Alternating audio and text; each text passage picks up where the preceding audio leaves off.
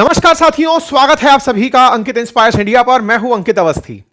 पश्चिम Asia के अंदर खाड़ी देशों के बीच छिड़ा यह है जंग, जिसमें अमेरिका इजराइल मिलकर ईरान के साथ आए दिन एक नया कीर्तिमान युद्ध का स्थापित कर रहे हैं। इस बीच में अल्टीमेटम का एक राउंड और आ गया है। इस बार ट्रंप ने 48 घंटे का टाइम देकर शाम 8 बजे तक, कल यानी 6 तारीख तक का समय दिया है। कल अल्टीमेटम दिया था आने वाले कल के लिए शाम 6 बजे तक के लिए कि या तो 6 अप्रैल शाम 8 बजे तक हमारी शर्तें मान जाओ और स्ट्रेट ऑफ हॉर्मुज खोल दो, अदरवाइज मैं बहुत बड़ा बवाल खड़ा कर दूंगा। ट्रंप के इस बयान के मायने निकाले गए, क्योंकि पहले 5 दिन का, फिर उसके बाद अगले 5 दिन का समय देते देते ट्रंप अब फाइनली 6 अप्रैल तक पहुंच चुके हैं। 10 दिन के लिए जो मोहलत थी वो 6 अप्रैल 2026 को खत्म हो रही है। ऐसे में ईरान को 48 घंटे पूरे होने की हिदायत दी गई है।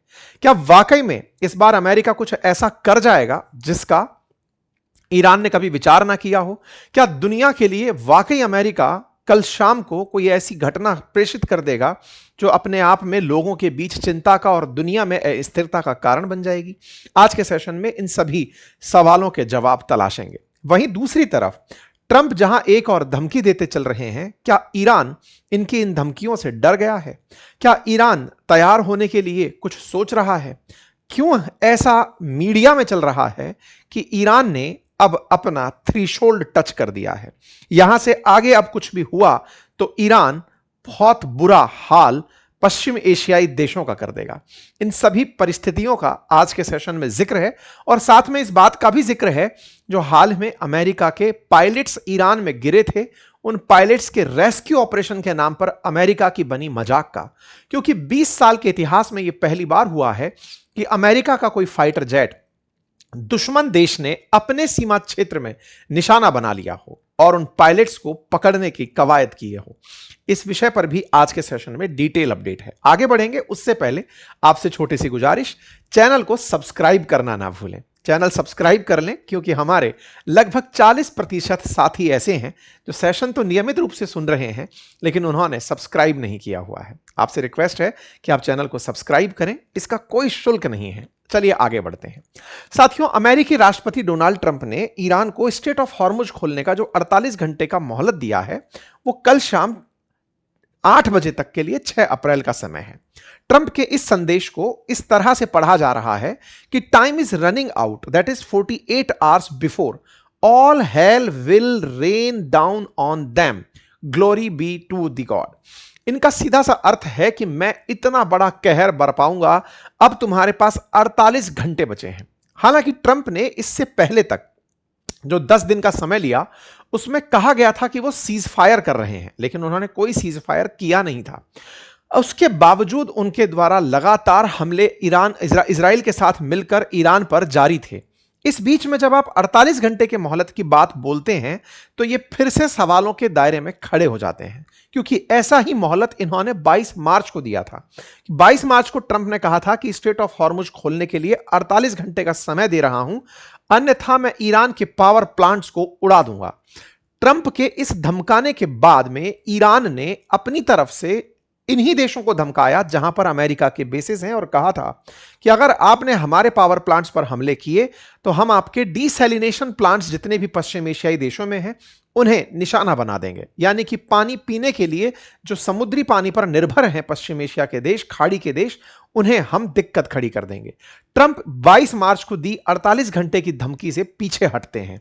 धमकी में पावर प्लांट्स उड़ाने की धमकी थी। इस बार भी जो धमकी है वो असल में पावर प्लांट्स को ही उड़ाने की है। यानी कि अमेरिका को ऐसा लगता है कि वो ईरान के पावर प्लांट अगर उड़ा देगा तो ईरान पूरी तरह सरेंडर कर देगा। तो वो पावर प्लांट्स को उड़ाने के नाम पर, बिजली उत्पादन केंद्रों को उड़ाने के नाम पर धमका रहा है। 23 तारीख को या 22 तारीख को जो 48 घंटे पूरे होने थे 24 तारीख के दिन, तो 23 तारीख को ट्रंप बाहर आते हैं और अपनी तरफ से यहां पर हमला करने का जो अपना सोच था उसे टालते हुए 5 दिन की मोहलत देते हैं कि मैं 5 दिन का समय देता हूं, स्ट्रेट ऑफ हॉर्मुज खोल दो, अदरवाइज मैं पावर प्लांट पर हमले कर दूंगा। फिर भी ट्रंप इस सीज फायर ऐलान के बाद भी रुके नहीं, लेकिन पावर प्लांट पर हमले नहीं किए। फिर आगे 5 दिन की समय निकलती है, 26 मार्च के दिन समय देते हैं कि मैं अगले 10 दिन के अंदर, मतलब टोटल डेडलाइन जो है वो बढ़ाकर 10 दिन कर रहा हूं, 6 तारीख तक यानी 6 अप्रैल तक आप या तो मान जाओ, 26 से 6 अप्रैल का समय दिया गया, अन्यथा मैं आप पर हमले कर दूंगा। तो एक तरीके से 22 मार्च से लेकर के 6 अप्रैल आने को है। और ऐसे में अमेरिका इन 15 दिनों में जो डिसाइड कर पाया है वो ये कि जब पावर प्लांट पर हम हमला करेंगे, उस समय पर जो काउंटर दिक्कत एडवर्सरीज क्रिएट होंगी, उनका शायद उन्होंने कोई ना कोई सिस्टमेटिक समाधान इतने दिनों में खोज लिया हो। जहां तक बात है पीने के पानी की, क्योंकि अचानक 48 घंटे के अंदर हमला हुआ होता तो संभवतया बहुत सी दिक्कतें अचानक में खड़ी हो जाती। हो सकता है अब रिजर्वायर्स बना लिए गए हो, जो भी है। ऐसे में यहां पर एक अल्टीमेटम जो दिया गया था, अब वो अल्टीमेटम खत्म हो रहा है। खत्म होने से एक रात पहले ही इन्होंने आज सुबह सुबह ये वीडियो डाला है। अब शायद आपको विजिबल ना हो, एक शहर के ऊपर बम धमाके हो रहे हैं। ट्रंप ने, हम जब सेशन बनाने आए उससे कुछ देर पहले ये वीडियो शेयर किया। इस वीडियो को अगर ध्यान से देखें तो बम धमाके हो रहे हैं और इसमें ट्रंप कह रहे हैं कि हम लोगों ने उनकी सेना के लीडर्स को टारगेट किया है। अर्थात ट्रंप जब 10 दिन के सीज फायर की बात कर रहे थे, सही मायने में वो 10 दिन का सीज फायर मान नहीं रहे थे, बस बोल रहे थे। तो मान क्या रहे थे? असल में ट्रंप 10 दिन के लिए भी जो समय दिए थे वो पावर प्लांट पर हमला ना करने का दिए थे, बाकी हमले उन्होंने बदस्तूर जारी रखे। इसी पूरे क्रम में एक ह्यूमिलिएशन अमेरिका के साथ जुड़ गया, एक शर्मिंदगी अमेरिका के साथ जुड़ गई। क्या जुड़ी? अमेरिकी फाइटर जेट्स, क्योंकि अमेरिका दुनिया के सामने दो बड़ी बातें डींगों के रूप में हाँकता है। पहला कि वो हवा क्षेत्र में यानी कि एयर स्पेस में सबसे पावरफुल देश है। दूसरा, वो सबसे बड़ी नेवल पावर है। ये वैसे फैक्चुअली करेक्ट भी है, क्योंकि अमेरिका पूरी दुनिया के ऊपर अपना जो वर्चस्व है वो अपनी सेनाओं के माध्यम से, अपनी एयर फोर्सेस और नेवी के माध्यम से ही बनाता है। अगर आप ईरान युद्ध को अगर डिकोड करने निकले तो पाएंगे कि ईरान पर हुए हमले भी गल्फ के अंदर, खाड़ी के अंदर, जो अब्राहम इन्होंने खड़ा किया था, अब्राहम लिंकन या गैराल आर फोर्ड, वो नेवी के ही वॉरशिप कैरियर थे, वहां से हमला किया गया था। तो नेवी के एयरफोर्स वाले विमान, या कहिए नेवी के फाइटर जेट, क्योंकि अमेरिका के अंदर नेवी भी फाइटर जेट वो वाले ऑपरेट करती है जो उनकी एयरफोर्स करती है। इसीलिए अमेरिका नेवल फोर्सेस को बहुत ऊपर रखता है, मरीन कमांडोज को सबसे श्रेष्ठ कैटेगरी के अंदर रखता है, क्योंकि वो नेवी के साथ साथ एयरफोर्स का काम भी संभालते हैं। कुछ इस प्रकार की इनकी मतलब भूमिका है। ऐसे में अमेरिका के बीते 20 साल के इतिहास में, जिसमें अफगानिस्तान भी शामिल है, जिसमें अमेरिका के आसपास के जो देश हैं, इराक भी शामिल है, इनमें आज तक कभी ऐसा नहीं हुआ कि अमेरिका के किसी फाइटर जेट को, एयरक्राफ्ट को दुश्मन देश ने निशाना बनाया हो, क्योंकि ये हर बार एक उन्नत किस्म विकसित कर लेते हैं।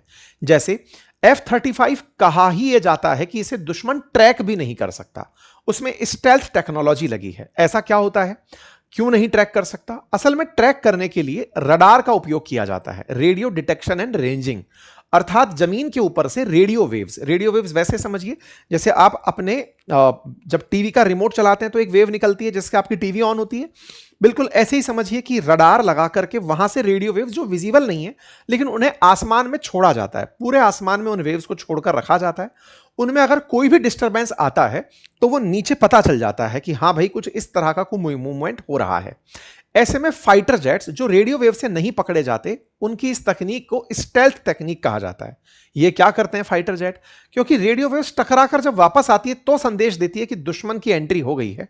लेकिन अमेरिका ने दो तरीके से स्टेल्थ विकसित किया। पहला, अपने फाइटर जेट्स को अल्ट्रा फास्ट बनाया, मतलब कि उनके अंदर जो स्पीड है वो हाइपर लेवल की डाल दी कि भाई आवाज से भी 2-2 गुना 3-3 गुना आवाज से, इनकी गति से इनके जहाज उड़ते हैं। तो पहला, रेडियो वेव्स का जितनी देर में ट्रांजैक्शन होता है या फिर वो पता लगाता है उतनी देर में उसकी लोकेशन हल्की सी भी चेंज हो जाए तो वो सेफ मोड में एंट्री कर जाता है। दूसरा, रेडियो वेव्स लौट कर वापस आएंगी तो पकड़ में आएंगी। इन्होंने उन्हें एब्जॉर्ब करने की तकनीक विकसित कर ली है।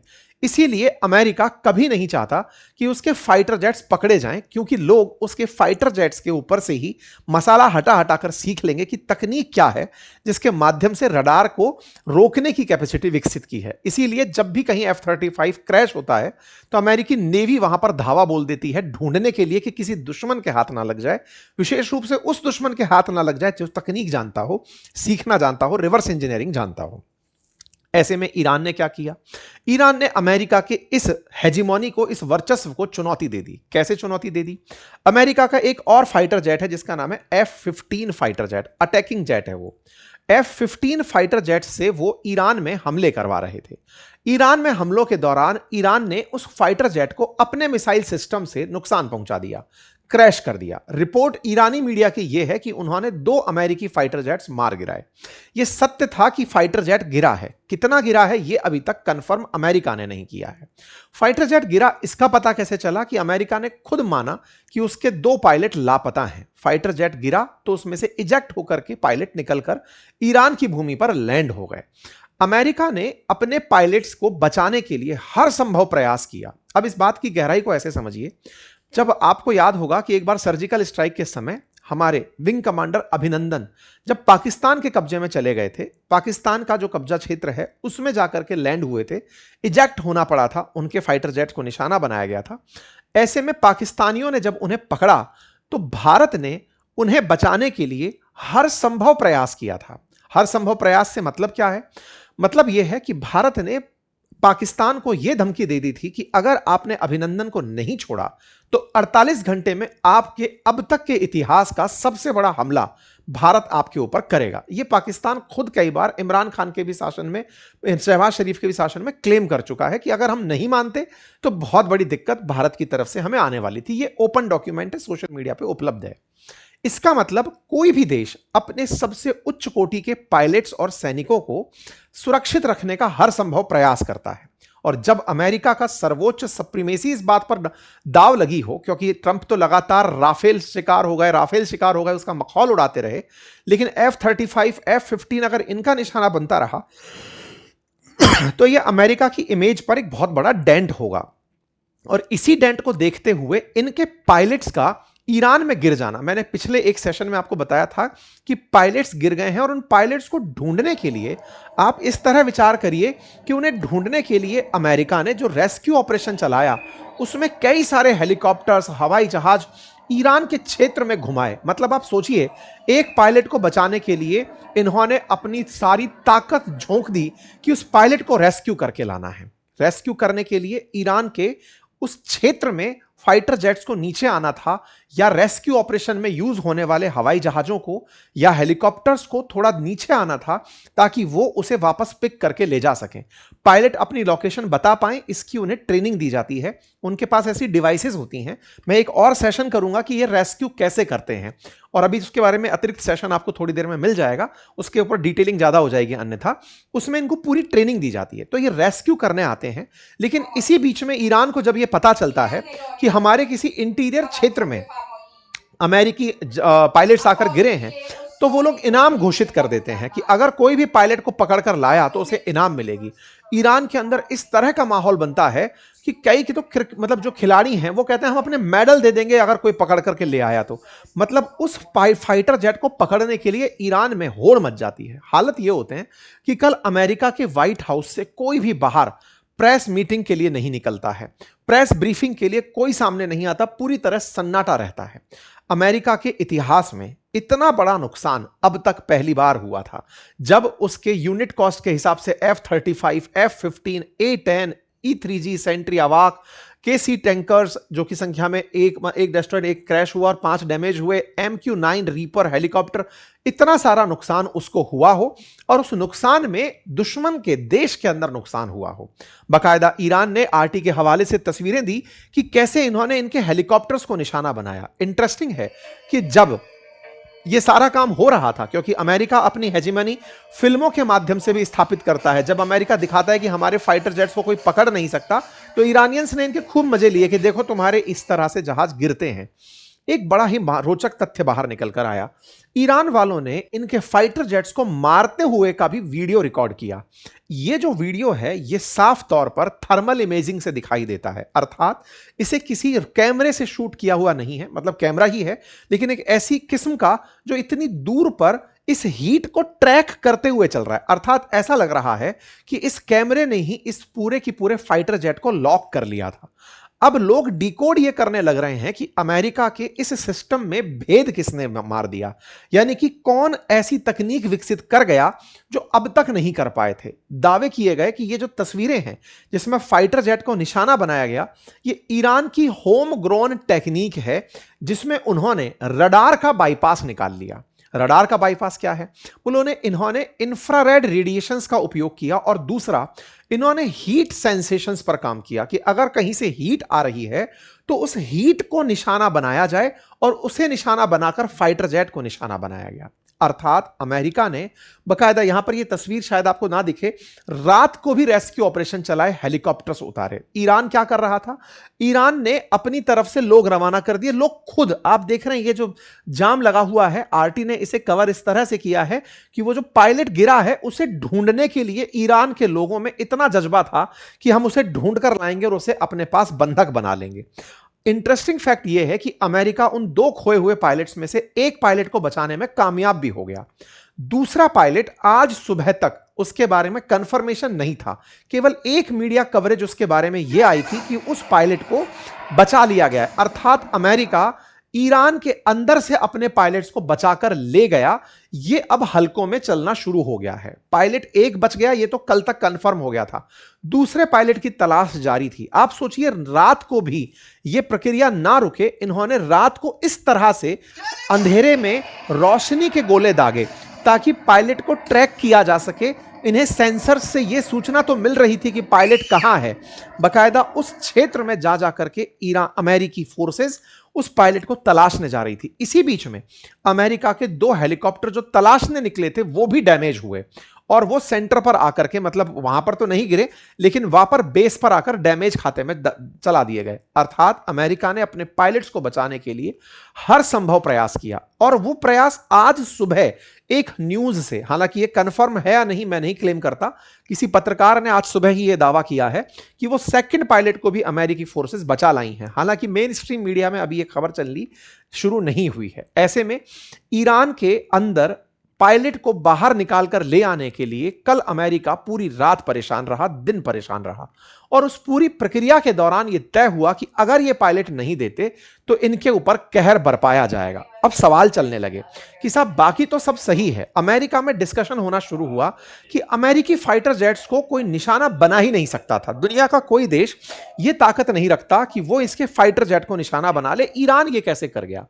3 सिस्टम्स के नाम लिए गए कि या तो ईरान का मजीद सिस्टम है, या फिर वर्बा सिस्टम है, या HQ-9B सिस्टम है। इन सिस्टम ने हो सकता है कि उसे टारगेट किया हो। अब एक एक करके जानते हैं ये मजीद सिस्टम क्या है। असल मायने में जो तस्वीरें आपने देखी वो तस्वीरें अंधेरे में इस तरह से दिख रही हैं कि ये कैमरे का कमाल नहीं है, किसी IR या फिर हीट सेंसेशन का कमाल है। अर्थात जो चलाई गई मिसाइलें हैं वो हीट को सेंस कर रही हैं कि कहां से हीट निकल रही है। आप कहेंगे हीट को तो पकड़ के वाकई में वार किया जा सकता है, ये तरीका तो सही है। क्या ये फाइटर जेट बनाने वाली कंपनियां नहीं जानती? जानती हैं। तो इसके वो 2 तरीके अपनाती हैं। पहला, जब फाइटर जेट चलता है तो अपने पीछे से जेट से जब गर्मी बाहर फेंकता है, आजकल उसको कूलिंग करके डाला जाता है। मतलब वो जब बाहर हीट फेंक रहा होता है तो उसके बाहर की तरफ वो कूलिंग सिस्टम लगाया जाता है ताकि वो गर्मी मिनिमम रूप से उसके पीछे दिखाई दे। यानी कि उसके बारे में ऑलरेडी फाइटर जेट्स में काम होता है।